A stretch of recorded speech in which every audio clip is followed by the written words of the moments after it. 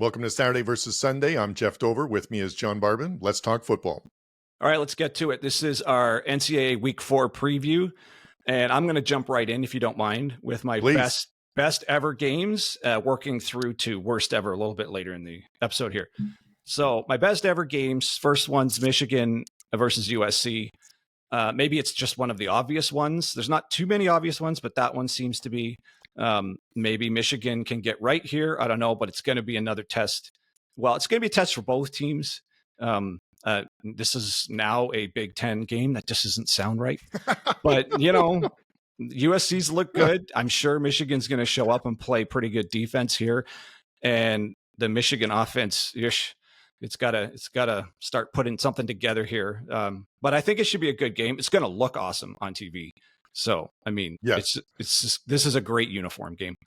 Yeah, no, this is one of my best games too. I'm really excited about it. On my notes here, I have USC Michigan, not a bowl game, right? It's a conference game, which is crazy.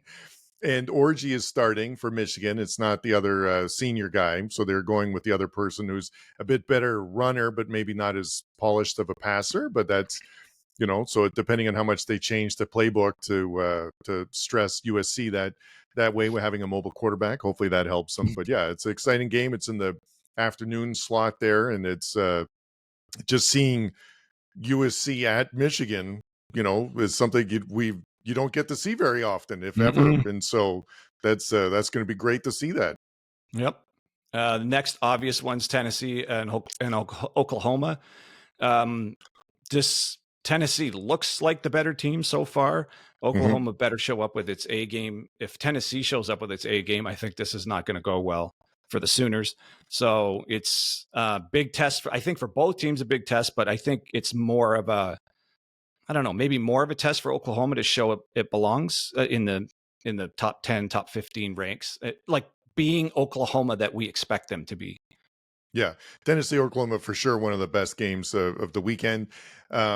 This is going to tell us a lot about Arnold. That's the note I have written here. So he's a young quarterback for Oklahoma. I don't know if this will be the biggest test he's faced, but it's going to get the most eyeballs on it. That's for sure, being the late game on the Saturday. And another one that is Tennessee, Oklahoma, not a bowl game. It's a conference game for both of them, which is crazy. Really excited to see it, for the first time. Really great. I love watching Tennessee's offense. I said that on a previous episode. It's a pretty unique offense in the way they stress the defense and spread it out, but also with the focus of running the ball. And that Nico's just a great quarterback. So really excited to see it. Great to see it at Norman. I haven't seen Tennessee and Oklahoma play. So it's just, and that just like the USC Michigan, it's a matchup this was really exciting. Yeah, on paper, 5 years ago, this would be the Rose Bowl and the Fiesta Bowl. Yeah, like if I just showed you those and say, what game is that? Yeah, so exactly. And I'll add it. This is also a test for Nico. It's probably the toughest defense he's played yet. Yeah, it's up there, and so on the road, and that's when you have that high speed offense where they don't huddle all the time, and it's a lot of communication and.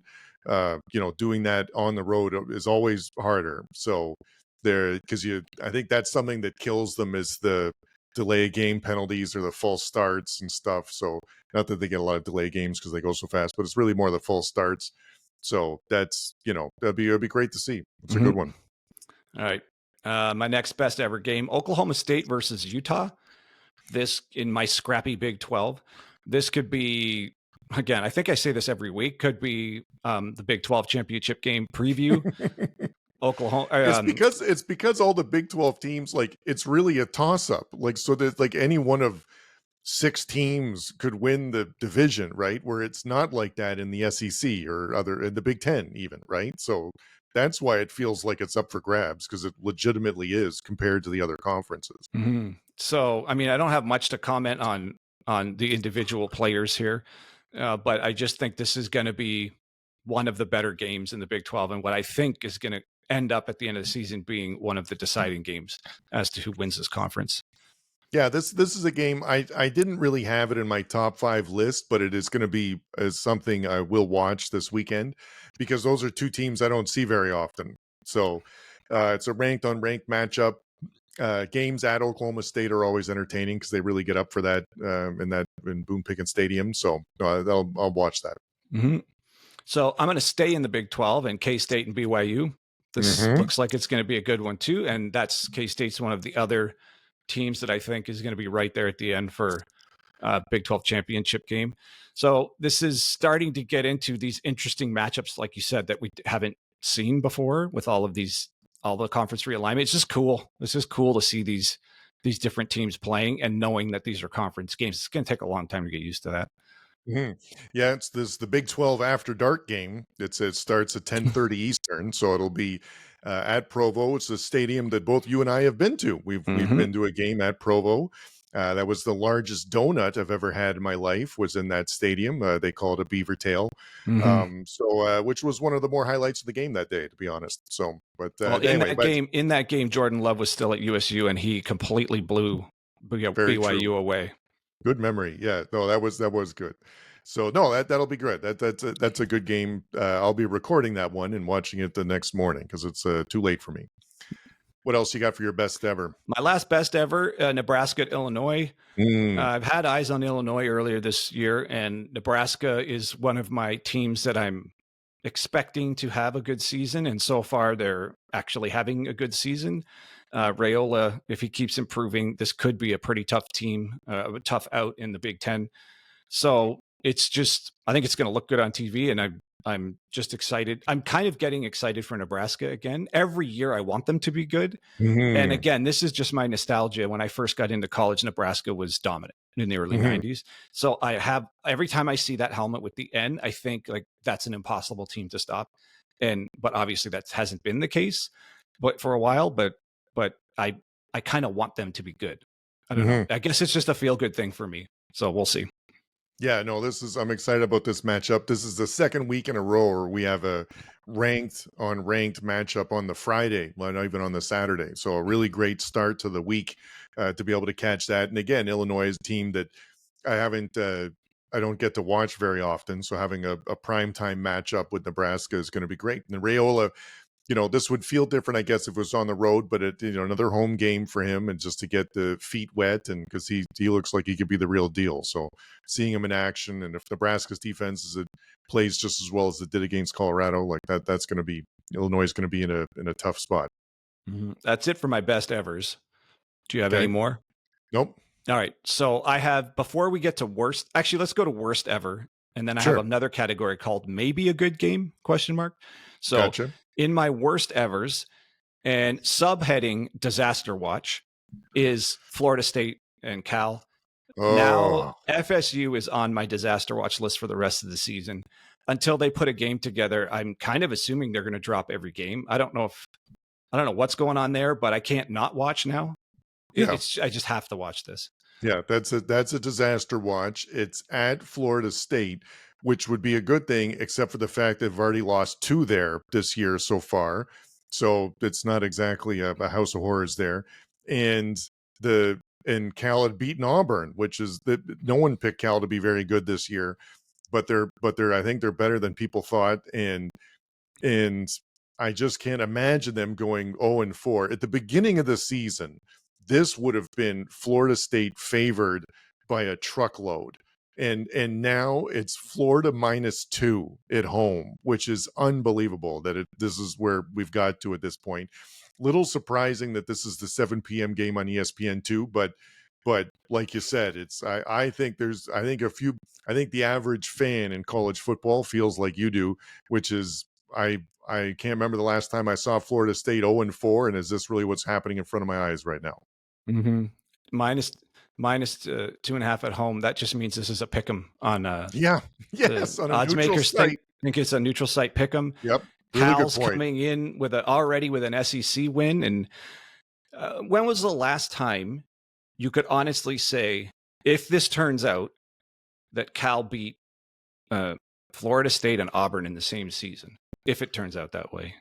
I mean, I don't know if you've ever could have said that before. I think that what would be disappointing is that if you said Cal beat Auburn and Florida State in the same year and it somehow didn't win the national championship, that's going to be the hardest part, because that sounds like two playoff games that they won to get to the national championship or something, and not regular season wins like this. So anyway, Mm-hmm. good on Cal. It's a and it's not the fact that it's at 7 p.m. It would have been rough if this was sort of a noon Eastern, because that's a 9 a.m. kickoff for Cal. So the fact that it's 7 p.m., that's good. So it's not, the body clock won't be too bad. Mm-hmm. I got one other disaster watch, and it's Iowa versus Minnesota. And Mm. my subheading there is lowest scoring game of the year, question mark. So, Yep. I mean, I think Iowa's always going to be half of whatever that game will be. So this could Mhm. be that one, because Minnesota doesn't look like they can move the ball very well against a real team, and Iowa's probably going to shut them right down. So it's just whether Yeah. or not Minnesota can do it right back to Iowa. Yeah. Over under at 35.5, which is normally a total reserved for a service academy game. So, you're right. It's going to be a bit of a rock fight, and it could go. They'll be happy if they break 40. Mm-hmm. All right. Do you have other worst evers? Yeah, my other worst ever is going to be the Florida Mississippi State game. This is another disaster watch. It really felt like the team. So a lot of reports are saying the team quit on Napier last week. And so this is going to be important just to see how they show up against Mississippi State. If they play well, or if they at least play like they're trying really hard, that's one thing. But if it isn't, then it's going to be, some people are already calling for him to be fired. And so this is how they look. This game is going to be important. And if it isn't, it'll be in the same category as the disaster watch as FSU. Oh yeah, I think so. And so moving on to my maybe a good game question mark. I'll just run through all three real quick. Sure. West Virginia and Kansas. Just because West Virginia's been playing some fun games. They were relatively scrappy against Penn State. The backyard brawl was awesome. And Kansas's offense is too good. That team's actually too talented to just keep dropping games the way they are. It's just backbreaking interceptions. So if Jalen Daniels can put any sort of consistent game together, this should be a good game. Mm-hmm. And I got an interesting one here. BC versus Michigan State. Yep.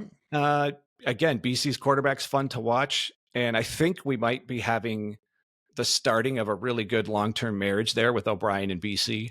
They just play hard for him. Castellanos is probably going to have one or two wow plays, but so is Michigan State's quarterback. He's going to have a couple wow plays as well. So I think it's just going to be undercover fun game to watch. And my last undercover, or maybe a good game, is Arizona State, Texas Tech. Arizona State, what's going on there? Good for them. And just on paper, this looks like it could be a bit of a wild one. Texas Tech seems to be in wild games all the time, and Arizona State's a bit of a wild card just in general. So I think this one could turn out to be one of the more fun ones. And again, we don't actually know what's going to happen. On paper, none of this ever turns out the way I think it's going to turn out. But anyways, those ones seem like they could be good. Yeah. Yeah, I'm going to get some eyes on the UL Monroe, Texas, just because that's going to be one of the games I get in my package. And I'm pretty sure Arch Manning's going to be starting. So just at least at the beginning to see what that looks like, because he's really talented and I enjoy watching him. I'll get a bit of Miami, South Florida, too. Miami, I haven't seen too many highlights of them recently, so I want to check that one out because they're up to 8th now in the rankings, and it's a good Florida matchup, even though it's two teams I might not have expected when I started this season. And then the last one I've got, I'm with you with the Boston College one. I want to see that. I like watching that team. I'm surprised that I've seen 2 of their games this year. If you told me in the beginning of the season I would have watched 3 Boston College games by like week 4, I would not have believed you. But I'm enjoying watching them, and so I'll catch some of those up too. And if I need to flip to something in between the Nebraska Illinois game, I'll look at the Stanford Syracuse too, because Syracuse I think is playing a bit better than normal. I like watching them. I was circling that game, and do I put it on? Do I not? But I think My curiosity there is with the quarterback at Syracuse having Yep. his sort of second He's coming. great. Yeah, McCord, what a great move that was, like for him, and to be playing that well there, and that's great. That's exactly what you want to have. That's a transfer quarterback working out, which yeah. it's not guaranteed. Versus The example DJU. FSU. I was just going to say Florida State. Yep. All right, you got anything else? Nope. All right, so that's what we're looking forward to for the NCAA in Week 4. If you guys like what you see here and you like our take, please subscribe, share. It'll really help the channel. We would really appreciate it. Thanks.